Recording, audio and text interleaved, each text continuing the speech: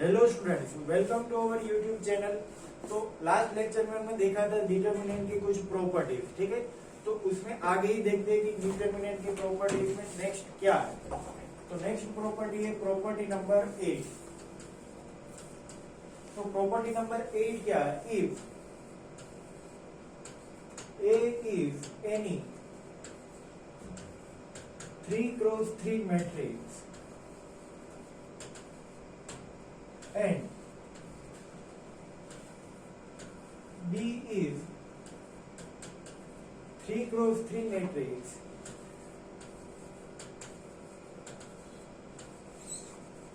which is obtained by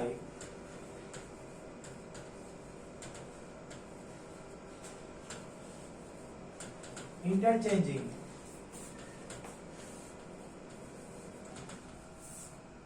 any two rows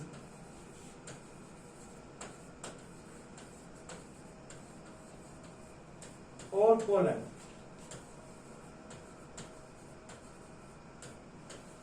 of matrix A,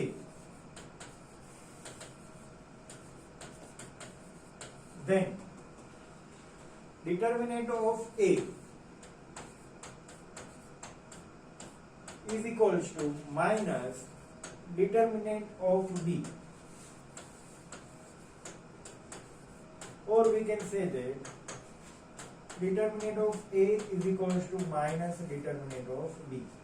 तो यहाँ पे क्या बोला है कि मैट्रिक्स ए है वो कोई भी 3x3 ऑर्डर का है एंड बी मैट्रिक्स है वो कैसे मिलता है हमें? मैट्रिक्स ए के कोई भी दो रो या कोई भी दो कॉलम को इंटरचेंज करने से हमें मैट्रिक्स बी मिल रहा है।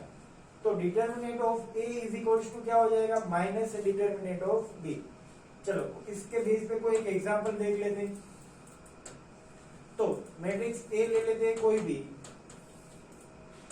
1 2 3 -1 0 4 0 1 3, ठीक है। ये हमें कोई भी एक मैट्रिक्स ए ले लिया है। अब मैट्रिक्स बी कैसे मिल रहा है? तो मैट्रिक्स ए में कोई भी दो रो या कोई भी दो कॉलम को इंटरचेंज करने से हमें मैट्रिक्स बी मिल रहा है। तो चलो यहाँ पे हम 1 और 3 ये दोनों रो को इंटरचेंज करने से हमें बी मिल रहा होगा। तो बी कैसे मिलेगा? 0 1 3, फिर -1 0 4 एंड फर्स्ट रो वो क्या बन जाएगी? Third row 1 2 3। तो determinant of A and determinant of B की वैल्यू में क्या फर्क होगा? दोनों एक दूसरे के समेशन एडिटिव इनवर्स हो जाएंगे, ठीक है। जैसे कि determinant of A is equals to क्या मिलेगा? 1 2 3 -1 0 4 0 1 3। तो इसकी वैल्यू अगर हम निकाले तो 1 इंटू फर्स्ट रो लेके एक्सपांड कर दे रहे यहाँ पे।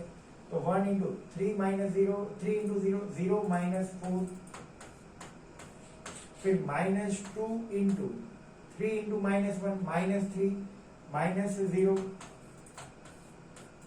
फिर +3 इंटू 1 इंटू -1 -1 -0। तो इसकी वैल्यू हमें मिल जाएगी 1 इंटू -4 -4 -2 इंटू -3 +6 3 इंटू -1 -3। तो ये हमें मिलेगा -1। डिटर्मिनेंट ऑफ ए की वैल्यू क्या मिल रही है? -1। अब डिटर्मिनेंट ऑफ बी की वैल्यू निकाल दें तो वो क्या मिलेगा? तो determinant of B is equals to क्या हो जाएगा? 0 1 3 -1 0 4 1 2 1 2 3। तो इसकी वैल्यू अगर हम निकाले तो 0 इंटू 3 इंटू 0 0 -8, फिर -1 इंटू ये 1 का माइनर क्या होगा? 3 इंटू -1 -3 -4,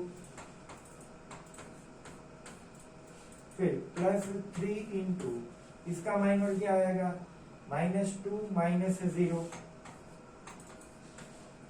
तो ये हमें क्या मिलेगा? 0 इंटू एनीथिंग 0, -3 -4 -7, -7 into -1 +7, -2 into +3 -6, तो ये हमें क्या मिल रहा है 1।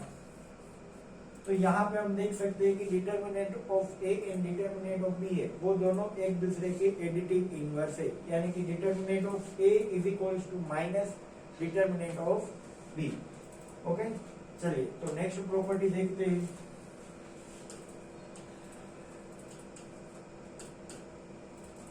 तो प्रॉपर्टी नंबर 9 में क्या है हमारे पास, if B is any matrix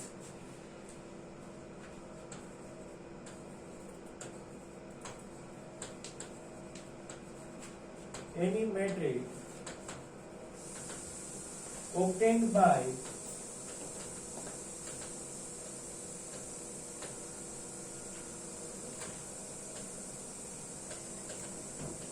multiplying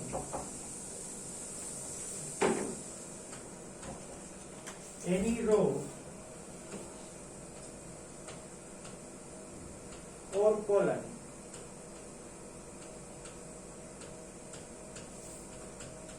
with K in matrix A,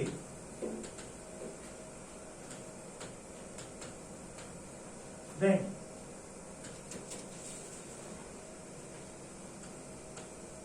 determinant of A is equals to K times determinant of B, और इसको हम ऐसे भी लिख सकते हैं कि determinant of A is equals to k times determinant of B.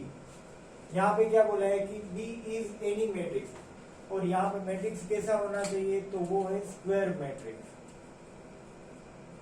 B is any square matrix obtained by multiplying any row और कॉलम विथ के इन मैट्रिक्स ए, मतलब कि मैट्रिक्स ए के कोई भी रो या कोई भी कॉलम को के से मल्टीप्लाई करने के बाद हमें मैट्रिक्स बी मिल रहा है। तो डिटर्मिनेंट ऑफ ए क्या हो जाएगा, के टाइम्स डिटर्मिनेंट ऑफ बी। चलिए तो ये कोई एग्जांपल लेके हम समझ लेते हैं। Let's say A is equals to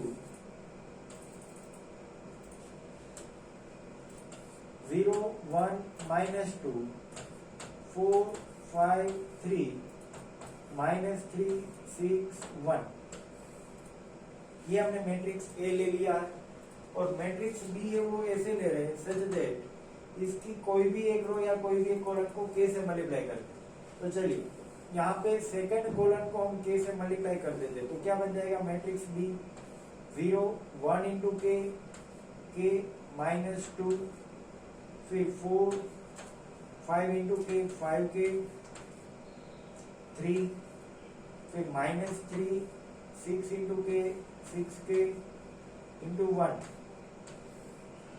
ठीक है। तो ये हमें मैट्रिक्स बी मिल गया। तो दोनों की वैल्यू अगर हम निकालें तो यहाँ पे सबसे पहले डिटर्मिनेंट ऑफ ए निकाल लेते हैं। तो डिटर्मिनेंट ऑफ ए है वो फर्स्ट रो लेके एक्सपांड कर देते हैं। तो यहाँ पे 0 इंटू उसका माइनस, तो 0 इंटू एनीथिंग क्या आ जाएगा 0, फिर माइनस का 1, इसका माइनस क्या होगा 4 इंटू 1 4 माइनस ऑफ -9, तो वो क्या हो जाएगा +9, यानी कि 4 + 9, फिर प्लस का -2 यानी कि -2 इंटू उसका माइनस 6 4 24 माइनस ऑफ 5 इंटू -3 यानी कि 24 माइनस ऑफ -15, तो वो क्या दे देगा 24 + 15, ये हमें मिल जाएगा डिटर्मिनेंट ऑफ ए। तो वो क्या बन जा रहा है देखो -1 इंटू 13 -13 -2 इंटू ये मिलेगा 39, तो वो क्या हो जाएगा 78, तो इसके बराबर हमें मिलेगा माइनस का 91, तो ये हमें मिला डिटर्मिनेंट ऑफ ए। सेम में डिटर्मिनेंट ऑफ बी की वैल्यू निकाल लेते हैं। तो डिटर्मिनेंट ऑफ बी क्या हो जाएगा 0 इंटू उसका माइनस, तो वो 0 ही बन जाएगा, माइनस के इंटू उसका माइनस क्या बन जाएगा 4 इंटू 1 माइनस ऑफ -9 यानी कि +9, माइनस का 2 into 6k into 4 24k minus 3 into 5k, तो 24k प्लस 15k, तो is equal to minus k into 13 minus 13k minus 2 into ये हो जाएगा 39k, तो माइनस 2 इंटू 39k क्या हो जाएगा 78k। ठीक है, तो ये दे देगा हमें माइनस 91k, और इसको हम लिख सकते हैं k इंटू माइनस 91, और माइनस 91 हमें क्या मिला था डिटर्मिनेंट ऑफ a, तो इसको लिख सकते हैं कि k times determinant of a। तो हम यहाँ पे देख सकते हैं कि मैट्रिक्स A की कोई भी एक रो या तो कोई भी एक कॉलम को अगर हम k से मल्टीप्लाई करते हैं तो उसके डिटर्मिनेंट की वैल्यू भी है वो क्या हो जाएगी k टाइम्स। और इसमें आगे एक एग्जांपल देख लेते हैं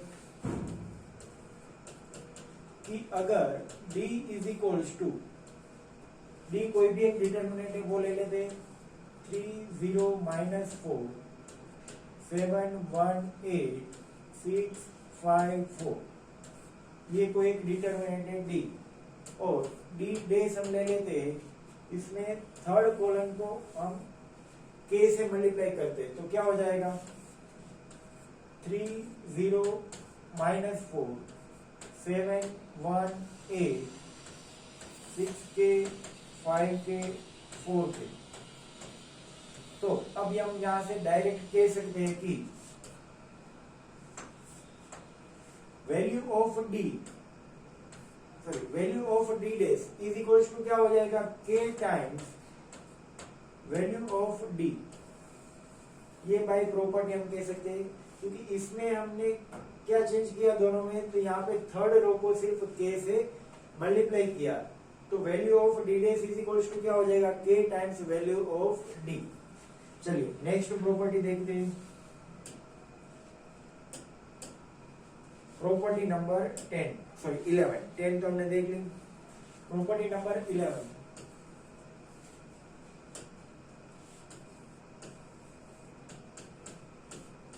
तो प्रॉपर्टी नंबर 11 में क्या है, if A is any square matrix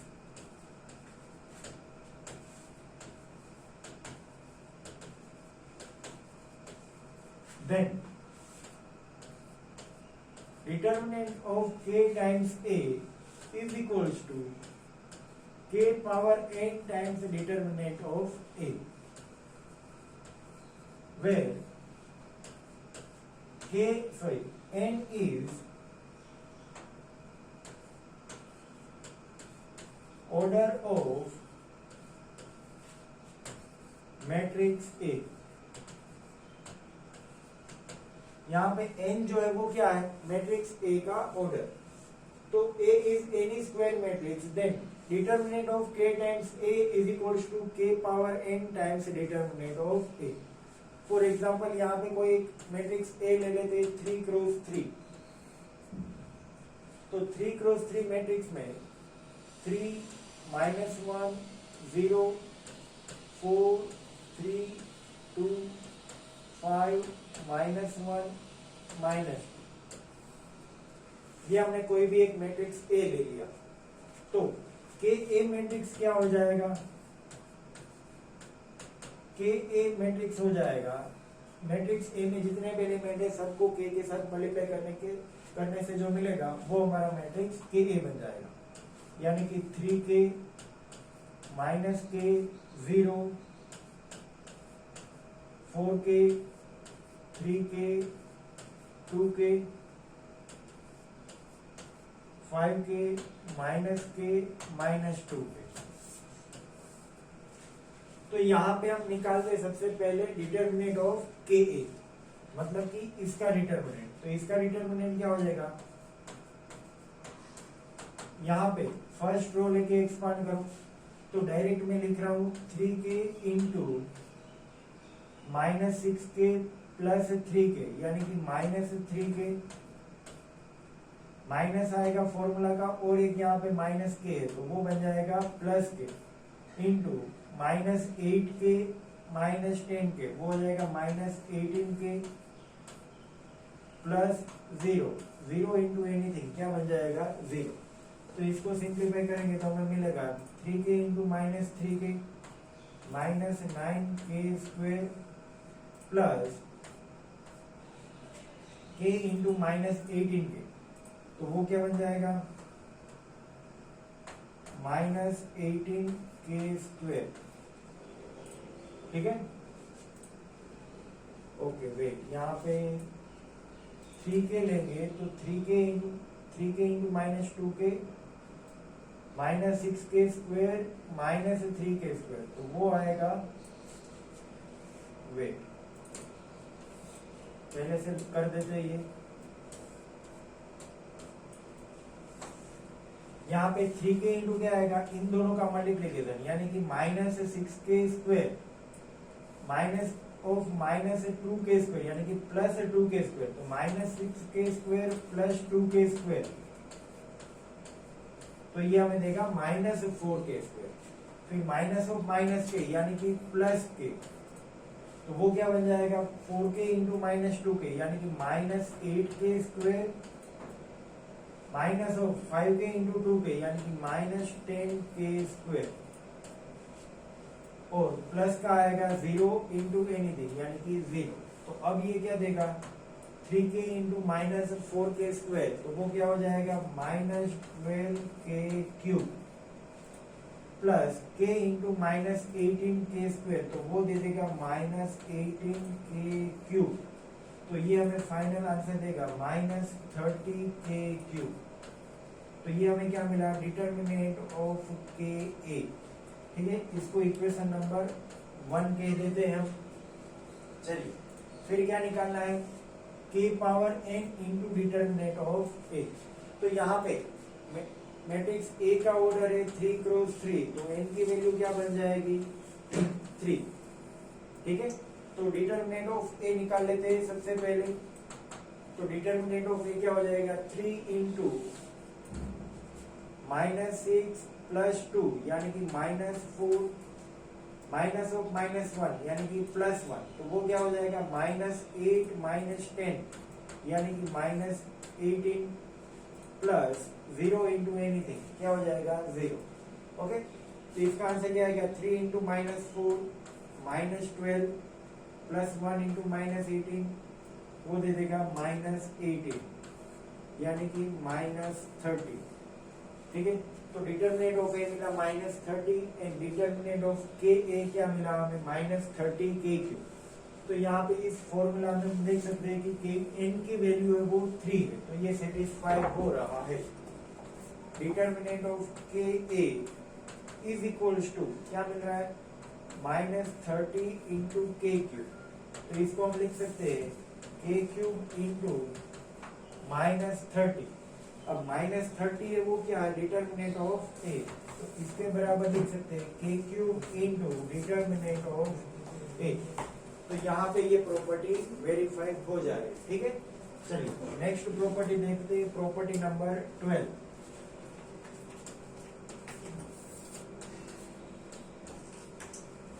तो प्रॉपर्टी नंबर 12 में क्या है, if a determinant d becomes 0 on putting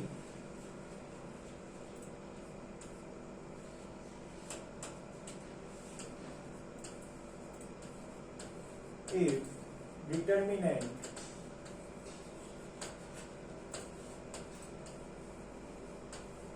becomes 0 on putting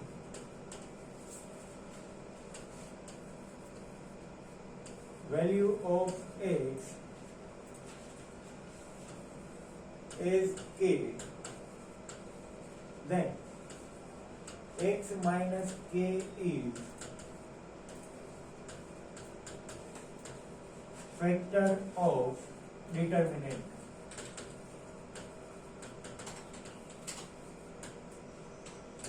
कोई भी डिटर्मिनेंट में x दे रखा हो और x की वैल्यू हम k रखने से डिटर्मिनेंट की वैल्यू 0 बन जा रही हो, तो हम कह सकते हैं कि x माइनस के is a factor of that determinant. तो x माइनस के वो डिटर्मिनेंट का फैक्टर बन जाएगा। चलिए इसके लिए कोई एग्जांपल देख लेते हैं। अगर हमें डी कोई डिटर्मिनेंट दे रखा हो एक्स स्क्वायर एक्स क्यूब 1 4 3 -2 4 -8 ये कोई डिटर्मिनेंट है, तो हम यहाँ पे देख सकते हैं कि अगर हम x इज इक्वल्स टू -2 रखें तो यहाँ पे ये फर्स्ट कॉलम है वो क्या बन जाएगी -2 4 -8, मतलब कि ये first column and third column है वो दोनों सेम हो जाए। और हमने अभी आगे देखा था प्रॉपर्टी में कि कोई भी दो डिटर्मिनेंट में कोई भी दो रो या कोई भी दो कॉलम सेम हो तो वो डिटर्मिनेंट की वैल्यू क्या बन जाती है 0। तो यहाँ पे ये डिटर्मिनेंट की वैल्यू क्या बन जाएगी 0, because x is equal to -2 रखने से C1 एंड C3 दोनों कैसी बन जा रही है सेम। ठीक है, और इसको एक्सपांड करके हम देख लेते हैं x इज इक्वल टू -2 तो x माइनस के क्या हो जाएगा x प्लस 2, यानी कि ये डिटर्मिनेंट का फैक्टर क्या होना चाहिए x प्लस 2। तो उसको हम सिंप्लीफाई करके देख लेते हैं।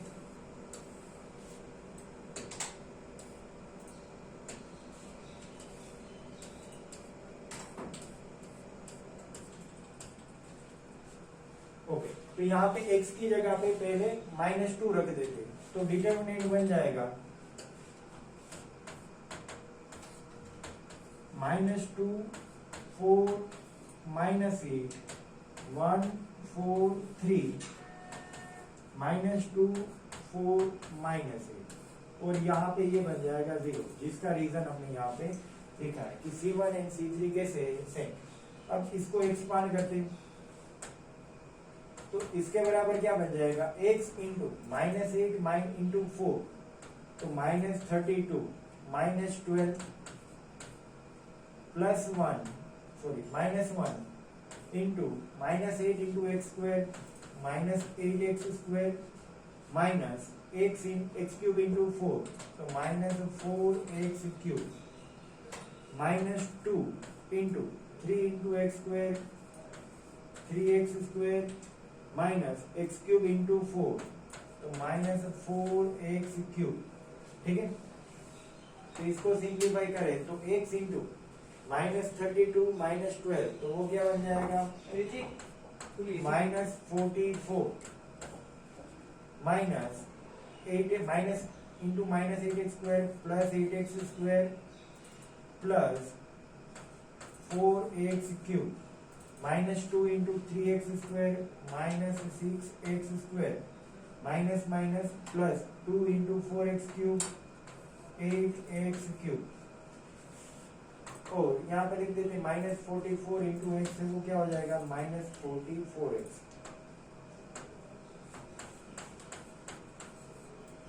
तो 8x cube plus 4x cube 12x cube -6x square plus 8x square क्या हो जाएगा plus 2x square into -44x। अब इसमें से हम 4x कॉमन निकाल सकते हैं, तो 4x कॉमन निकाल लेंगे तो क्या बन जाएगा 3x square 2x square 2x ही कॉमन निकलेगा क्योंकि यहाँ पे सिर्फ 2x स्क्वायर है, इसीलिए तो हमें क्या कॉमन निकालना पड़ेगा 2x स्क्वायर। तो यहाँ पे बन जाएगा 6x square plus x minus 22x। तो हम यहाँ पे देख सकते हैं कि अगर x की वैल्यू -2 रखे तो इसकी वैल्यू क्या बन जाएगी 0, यहाँ पे सिर्फ 22 आएगा तो इसकी वैल्यू क्या बन जाएगी 0। चलिए रख के देख लेते हैं 6 इंटू -2 का स्क्वायर -2 -22 तो -2 का स्क्वायर है वो 4, तो 4 इंटू 6 24 -24 इसकी वैल्यू क्या बन जाएगी 0। मतलब कि यहाँ पे हम कह सकते हैं कि x plus 2 is a factor of this value, यानी कि ये किसकी वैल्यू है डिटर्मिनेंट की, x प्लस 2 है वो इसका फैक्टर है, हम ऐसे कह सकते हैं। ठीक है, चलिए नेक्स्ट प्रॉपर्टी देखते हैं। Property number 30। तो प्रॉपर्टी नंबर 13 में हम देखते हैं कि क्या दे रखा है।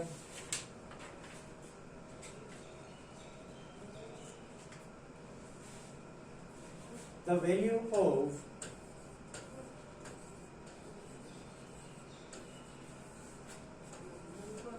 Determinant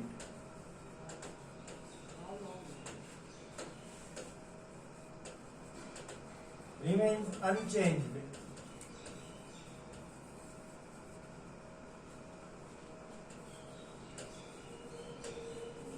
when we add or subtract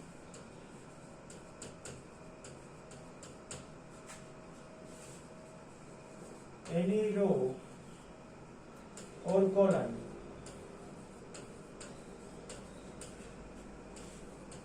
with any other row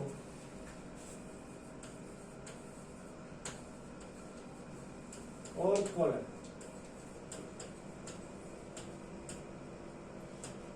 तो यहाँ पे क्या बोला कि कोई भी डिटर्मिनेंट की वैल्यू है वो अनचेंज रहती है व्हेन वी एड और subtract any other row with any other column। For example, कोई एक डिटर्मिनेंट लेते हैं D डिटर्मिनेंट ले लेते हैं A1, A2, A3, B1, B2, B3, C1, C2, C3। अब यहाँ पे कोई भी रो या तो कोई भी कॉलम को कोई भी दूसरी रो या कोई भी दूसरी कॉलम में ऐड करो या सब्ट्रैक्ट करो तो डिटर्मिनेंट की वैल्यू है वो अनचेंज रहती है, same as D. For example अगर डी डेज हमें कोई डिटर्मिनेंट मिल रहा है जिसमें हम ये सेकंड रो को फर्स्ट रो में ऐड करने से मिले, तो सेकंड रो को फर्स्ट रो में ऐड करेंगे तो फर्स्ट रो अब क्या बन जाएगी A1 plus B1, A2 plus B2 and A3 plus B3। Second and third row है वो एज इट इज मिलेगी, जैसे कि B1, B2, B3, C1, C2, C3। तो ये डिटर्मिनेंट की वैल्यू जो होगी वही की वही वैल्यू ये वाले डी डेज डिटर्मिनेंट की होगी। तो वो हम एक दूसरी प्रॉपर्टी का यूज करके देखेंगे, जैसे कि ये फर्स्ट रो है वो कोई भी दो एलिमेंट के सम के फॉर्म में, तो इसको दो नए डिटर्मिनेंट के सम के फॉर्म में लिख सकते हैं और वो दोनों डिटर्मिनेंट क्या होंगे। तो ये फर्स्ट रो के फर्स्ट एलिमेंट है वो फर्स्ट डिटर्मिनेंट में लिखते हैं तो वो क्या बन जाएगा A1, A2, A3। बाकी सेकेंड एंड थर्ड रो है वो दोनों एज इट इज रहेगी B1, B2, B3, C1, C2, C3। And जो दूसरा डिटर्मिनेंट है उसमें फर्स्ट रो क्या हो जाएगी ये फर्स्ट रो के सेकेंड एलिमेंट यानी कि B1, B2, B3, फिर B1, B2, B3, C1, C2, C3। Second and third row है वो सेम एज दिस डिटर्मिनेंट रहेगी। अब हम देख सकते हैं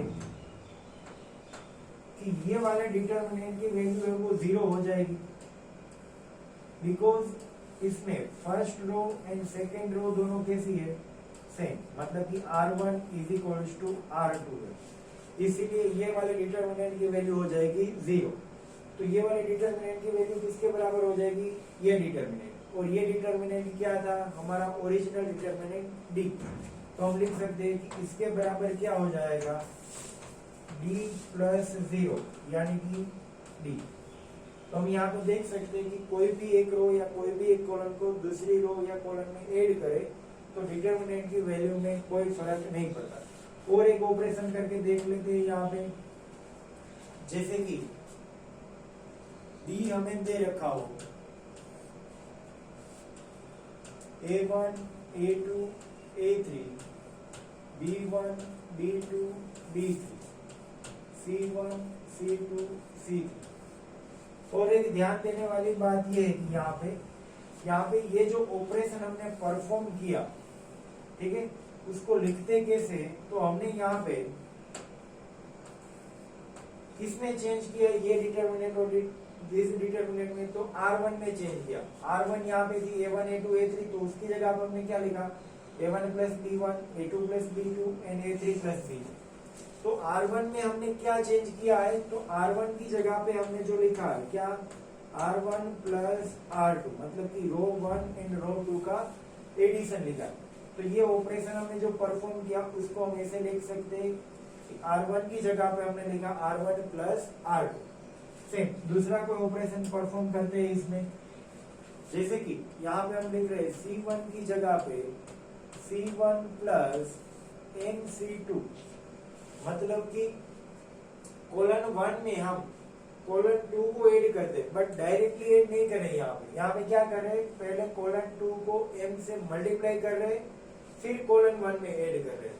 तो ये क्या बन जाएगा, तो C1 में यहाँ पे क्या एलिमेंट है, C1 यानी कि ये वाली कॉलम, ठीक है। तो C1 में यहाँ पे A1 एलिमेंट है, तो C1 की एलिमेंट लिखो यहाँ पे A1 plus M into C2 का वो एलिमेंट कौन है, तो A2। तो अब C1 में फर्स्ट एलिमेंट है वो क्या बन जाएगा, A1 प्लस MA2। C1 में यहाँ पे फर्स्ट एलिमेंट है वो बन जाएगा A1 प्लस MA2। फिर C2 का सेकेंड एलिमेंट है वो C1 का सेकेंड एलिमेंट, तो B2 को M से मल्टीप्लाई करके B1 में ऐड करो, तो वो मिल जाएगा B1 plus MB2। And C1 का थर्ड एलिमेंट है वो क्या बन जाएगा, तो C2 को M से मल्टीप्लाई करके C1 में ऐड करो, तो C1 plus MC2। And second and third colon है वो एज इट इज रहेगी, A2 A3 B2 B3 C2 C3। तो इसको अगर D डैश हम बोल दें तो यहाँ पे भी D डैश एंड D दोनों की वैल्यू कैसी रहेगी, सेम। उसमें ही तुम लोग आगे और एक, जैसे कि कोई भी दो रो को तीसरी रो में ऐड करना है, तो वो ऑपरेशन भी हम यहाँ पे परफॉर्म कर सकते हैं। जैसे कि D dash D double dash determinant है वो अगर हमें ऐसे मिल रहा है कि R1 में हम, या तो हम इसमें दूसरा ऑपरेशन लिख दें कि R2 में R2 plus MR1 plus NR3। R2 की जगह पे हम क्या लिख रहे हैं, R2 plus MR1 plus NR3। अब R2 की जगह पे चेंज कर रहे हैं, तो पहले R1 एंड R3 उन दोनों रो को एज इट इज लिख देते। तो R1 रो है वो क्या, A1 A2 A3 and R3 रो जो है वो क्या है, C1 C2 C3। Because R1 and R3 रो में कोई फर्क नहीं पड़ेगा। फर्क किस में पड़ेगा, तो सिर्फ R2 रो में। तो R2 रो की जगह पे क्या लिख रहे हैं, R2 plus MR1 plus NR1। तो R2 रो का फर्स्ट एलिमेंट है वो है B1, तो B1 की जगह पे हम क्या लिखेंगे, B1 plus M into R1। तो R1 का फर्स्ट एलिमेंट है A1 plus N into R3। R3 का फर्स्ट एलिमेंट है C1। तो यहाँ पे क्या लिखेंगे, B1 की जगह पे हम लिखेंगे B1 plus MA1 plus NC1। Same में ये जो एलिमेंट है B2 उसकी जगह पे लिखेंगे B2 plus MA2 plus NC2। तो B2 की जगह पे आ जाएगा B2 plus MA2 plus NC2। ठीक है। अब सब लोग ये C2 की जगह पे क्या है, सॉरी B3 की जगह पे क्या आएगा वो लिख सकते हैं। क्या आएगा, तो B3 plus MA3 plus NC3।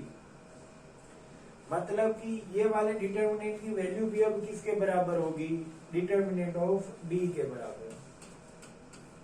तो D double dash and D दोनों सेम होगी। चलिए एक लास्ट एग्जांपल देख के हम आज का लेक्चर खत्म करते हैं। ठीक है, तो एक क्वेश्चन ले लेते हैं। D is equal to 2 4 5 minus 1 0 3 D फिर 3 माइनस 2 1। ये हमें कोई डिटर्मिनेंट दे रखा है D। एंड अगर हम वेरीफाई करना है, मतलब कि परफॉर्म ऑपरेशन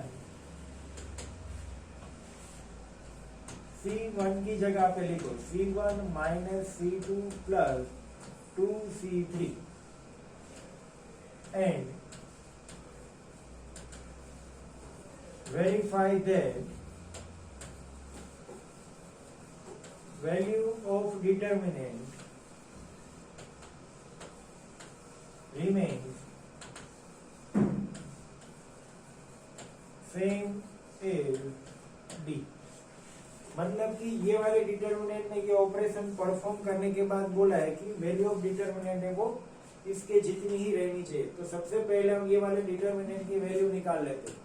तो ये वाले डिटर्मिनेंट की वैल्यू क्या होगी, तो 2 इंटू 0 प्लस 6 यानी कि 6 माइनस 4 इंटू माइनस 1 माइनस 9 यानी कि माइनस 10 प्लस 5 इंटू 2 माइनस 0 यानी कि 2।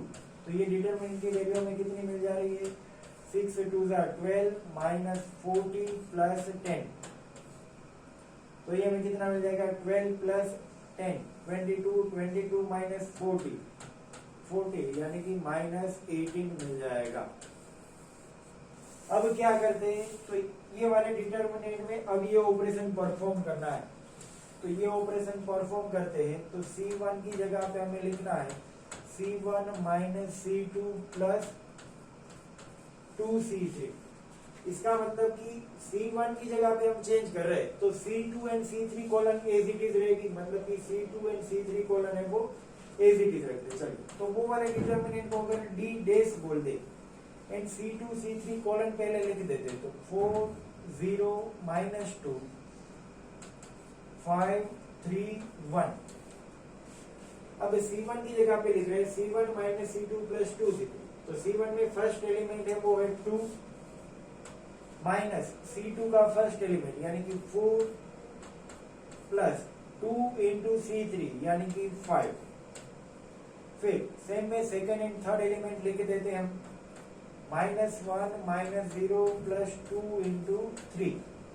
फिर थर्ड एलिमेंट क्या हो जाएगा, तो 3 minus minus plus 2 plus 2 into 1। तो ये डिटर्मिनेंट को लिख देते हैं वापिस 2 माइनस 4 माइनस 2 प्लस 10 8, फिर minus 1 plus 6 5, 3 plus 2 5, 5 plus 2 7, 4 5 0 3 minus 2 1। तो ये डिटर्मिनेंट हमें क्या मिल जाएगा, तो इसकी वैल्यू निकाल लेते हैं 8 इंटू 0 प्लस 6 यानी कि 6 minus 4 5 minus 21 plus 5 into minus 10 minus 0। तो 6 8 जा 48, 5 माइनस 21 क्या बन जाएगा, माइनस 16 इंटू माइनस 4 तो प्लस 64 माइनस 50। तो ये वाली डिटर्मिनेंट की वैल्यू निकालेंगे अगर हम लोग, वापिस से हमने कोई गलती कर दी यहाँ पे, तो कहाँ पे गलती कर दी, पहले तो इसकी वैल्यू निकाल लेते हैं 48 प्लस 64 यानी कि 112 माइनस 15 कितना मिल जाएगा 62। यहाँ पे देख लेते हैं 2 into 0 plus 6 plus minus 4 into 2 minus 1 minus 9 यानी कि माइनस 10, 5 इंटू 2 माइनस 0 2। यहाँ पे है वो माइनस 4 इंटू माइनस 10 कितना हो जाएगा प्लस 40। तो ये क्या हो जाएगा यहाँ पे, अब इसको ऐड करो तो 12 प्लस 40 प्लस 10 यानी कि 62। तो हम यहाँ पे देख सकते हैं कि D की वैल्यू एंड D डैश की वैल्यू दोनों की वैल्यू कैसी मिल गई, सेम। ठीक है, तो हम कोई भी ऐसे ऑपरेशन परफॉर्म करें तो डिटर्मिनेंट की वैल्यू में कोई चेंज नहीं आता। ओके, चलो तो आज हम यहाँ तक रखते हैं, फिर मिलते हैं नेक्स्ट लेक्चर में। तब तक good by two all of you.